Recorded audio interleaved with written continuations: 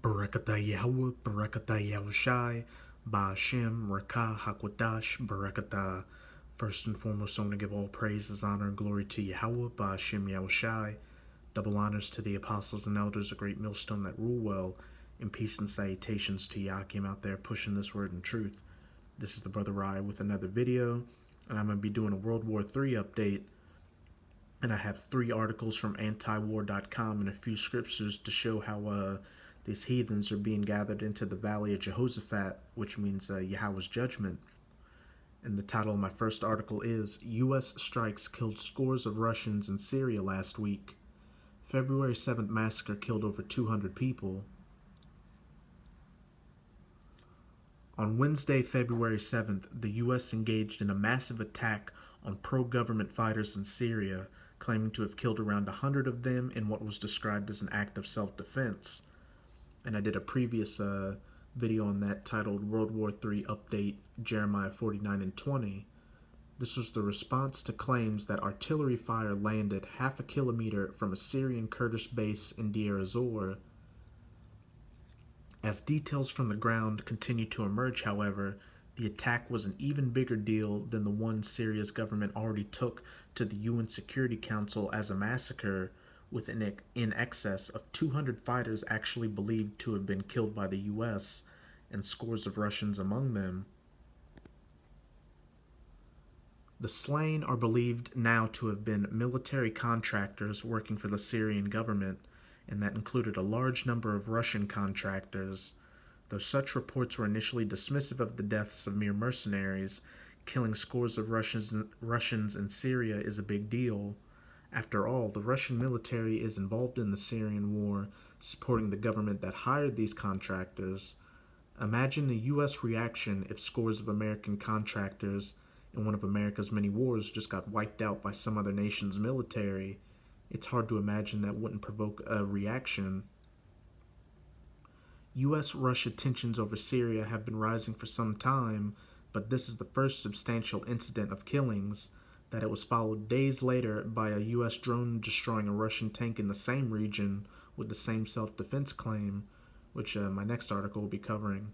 Such incidents, despite being downplayed by the Pentagon, risk bringing the U.S. and Russia into direct military conflict within Syria, a long-standing concern about the war, and where they say that it risks bringing the U.S. and Russia into direct military conflict, they make it seem like there's a chance that that can be averted, which it will not be through Yahweh Ba'ashem Yahushai, that these mighty nations shall be gathered into the valley of Jehoshaphat for World War III.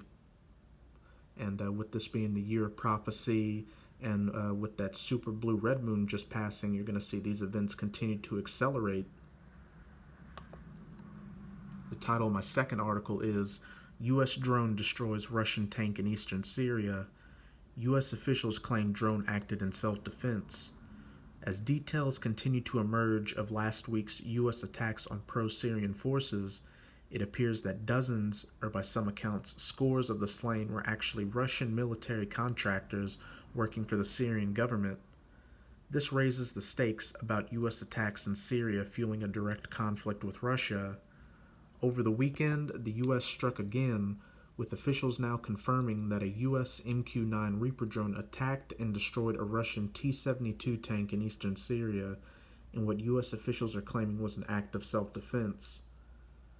Lieutenant General Jeffrey Harrigan says the drone saw the tank that took a shot at us, and that he believes the U.S. rules of engagement allowed for the tank to be destroyed in self-defense to protect the drone. 3 people within were killed. As to who they killed, U.S. officials are no more forthcoming than they ever are, with Lieutenant General Harrigan saying that the U.S. is not going to speculate on who they killed, and that they flat out don't know whose tank it was or who was driving it.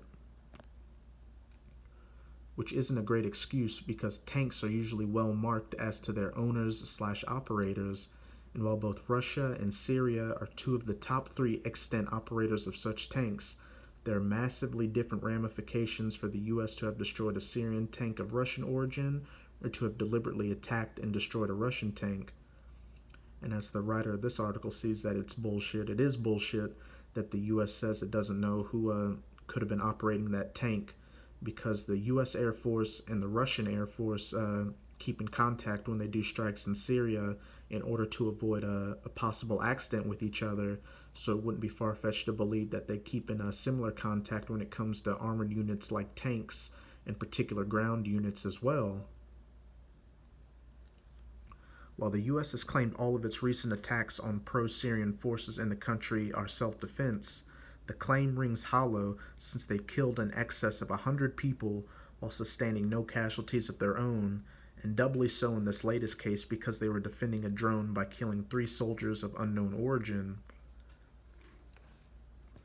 So, I speculated in my previous World War III update that when Israel attacked a Syrian military research site, that there was a chance that Syria would retaliate, which they did by shooting down an Israeli F-16 jet. So as you can see, with the U.S. having 2 separate strikes against Russian assets, it can be assumed that Russia will have a similar retaliation of sorts against the U.S., which we'll see is the case with my next article titled Animosity Towards U.S. Brings Turkey, Russia, and Iran Together for Summit on Syria. U.S. policy is bringing rivals together. The leadership of Turkey, Iran, and Russia have all agreed to attend an upcoming summit in Istanbul on the topic of Syria, with the date for the meeting to be decided soon. Looming large over this is U.S. relations. So as you can see,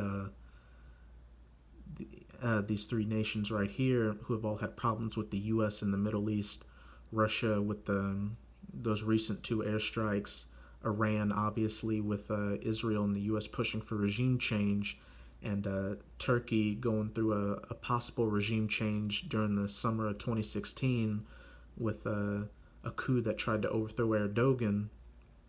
You can see that these nations all know that they're going to have to eventually stick together to fight against the U.S. because the U.S. is going to keep pushing them around unless they do something. Those 3 nations have met in the past on trying to get a peace process going in Syria, but right now the big issue on all their minds is increasing hostility from the U.S. Turkey's invasion of northern Syrian Kurdish territory has them facing potential conflict with U.S. troops embedded in Manbij. The Pentagon has made clear their presence in Syria is at least in part intended now to fight Iran, and over the past week, U.S. forces killed scores of Russians in the east. These 3 nations weren't seemingly all seeing eye to eye on Syria, but the acrimony with the U.S. risks being a major unifier for them, with countering the U.S. agenda in Syria likely to be a top priority for all.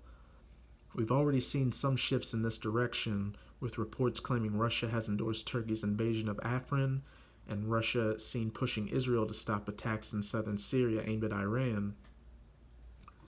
And with these past couple of weeks, and especially with the summit meeting coming up with these particular countries, this is a very big deal, just going to show how quickly these prophecies are coming to pass. And this particular article right here seems like it was tailor-made for Ezekiel chapter 38. And I'll start at verse 2. Son of man, set thy face against Gog, which is Russia today, the land of Magog, the chief prince of Meshech and Tubal, in prophecy against him, and say, Thus saith the Lord God, Behold, I am against thee, O Gog, the chief prince of Meshech and Tubal, and I will turn thee back, and put hooks into thy jaws, and I will bring thee forth, and all thine army. And where it says, I will turn thee back, and put hooks into thy jaws, that is the Most High putting that Soviet Union spirit back onto Russia, because during the Cold War, Russia wasn't afraid to have proxy wars with the U.S., but with this coming World War III, as you'll see, Russia is going to go head first into a military confrontation with the U.S., and they're going to have those Soviet balls not to be afraid of the U.S., and all thine army, horses, and horsemen, all of them clothed with all sorts of armor, even a great company with bucklers and shields, all of them handling swords. And Russia's going to have a large part of its military in the Middle East, the Valley of Jehoshaphat, which include their tanks and their fighter jets and artillery. Persia, which is Iran, Ethiopia, and Libya with them, all of them with shield and helmet. And this is very significant as it, I'll just finish it off. 6, Gomer, which is Turkey, and all his bands, the house of Togarmah of the north quarters, and all his bands, and many people with thee. Be thou prepared, and prepare for thyself, thou and all thy company that are assembled unto thee, and be thou a guard unto them.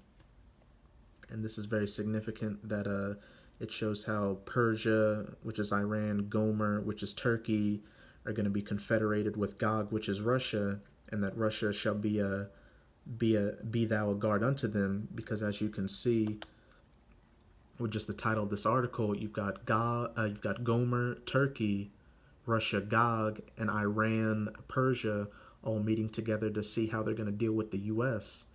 and to further show how Gog or Russia's being a guard unto them. In the last article, it reads, "We've already seen some shifts in this direction, with reports claiming Russia has endorsed Turkey's invasion of Afrin, being a guard unto Turkey, and Russia seen pushing Israel to stop attacks in southern Syria aimed at Iran, being a guard unto Iran as well as Syria." And what this all boils down to is the fulfillment of Joel chapter 3, verse 2. "And I will also gather all nations, and will bring them down into the valley of Jehoshaphat, and I will plead with them there for my people and for my heritage Israel, you so-called Negroes, Latinos, and Native Americans, whom they have scattered among the nations and parted my land."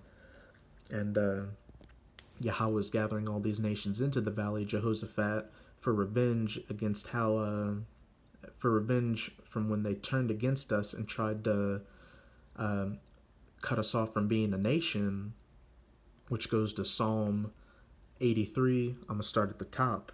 "A song or psalm of Asaph. Keep not thou silence, O God. Hold not thy peace, and be not still, O God. For lo, thine enemies make a tumult, and they that hate thee have lifted up the head." And no matter how nice these nations may be to your face, deep in their heart, their spirit hates your spirit, because they know you're the people of the Most High. "They have taken crafty counsel against thy people, and consulted against thy hidden ones. They have said, Come, and let us cut them off from being a nation, that the name of Israel may be no more in remembrance." Slakia. "For they have consulted together with one consent. They are confederate against thee. The tabernacles of Edom, Esau, the so-called white man, and the Ishmaelites, the so-called Arabs, of Moab, the so-called Chinese, and of the Hagarenes, which I believe are Hamites, so those so-called Africans, so that pretty much covers everybody. So that you can see all these nations took crafty counsel against us to cut us off from being a nation, to where our name would be remembered no more. And for a while we had to serve our captivities so we could atone for our sins and learn the difference between good and evil. But now that we're in these final days, as it says in Joel 3 and 2, "I will also gather all nations, and will bring them down into the valley of Jehoshaphat, Yahweh's judgment, and I will plead with them there for my people and for my heritage Israel, whom they have scattered among the nations, who they have sought to cut off from being a nation, and parted my land, so that we would no more be remembered." So this is Yahweh bringing his judgment upon these heathen nations for doing that to us. So anybody out there, especially you Israelites, shouldn't feel bad for all these heathens getting sent to that meat grinder, because they hated you, and this is just righteous indignation of the Most High for that hate towards you that they had, and this is what they get. So with this video, I hope you brothers were edified. Until next time, Shalom.